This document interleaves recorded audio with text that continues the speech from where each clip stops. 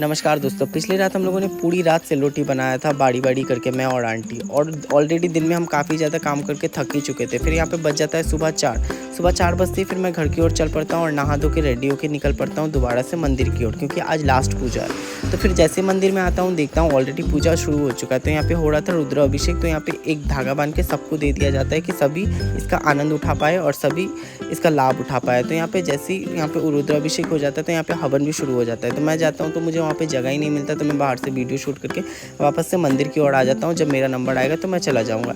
जैसे ही मंदिर में एंटर करता हूँ, देखता हूँ यहाँ पे नुमा फ़ोटो में से शिव जी का माला ले रही होती, बट वो कर ही नहीं पाती।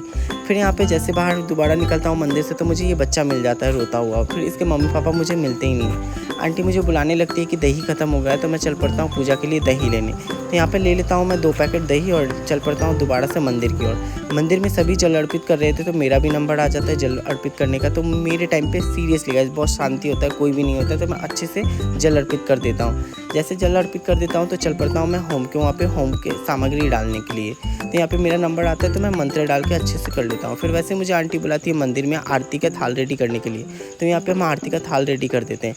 जैसे आरती का थाल रेडी होता है तो आरती भी शुरू हो जाता है। तो यहाँ पे आरती हो ही रहा होता है और मैं सीरियसली गाइस ये बीच में इतना फंस जाता हूँ, क्या ही बताऊँ। मैं ना ही वीडियो शूट कर पाता हूँ, ना ही मैं सही से आरती में खड़ा रह पाता हूँ। जैसे आरती कंप्लीट होता है तो मुझे थाल दे देते हैं सबको आरती दिखा देने के लिए।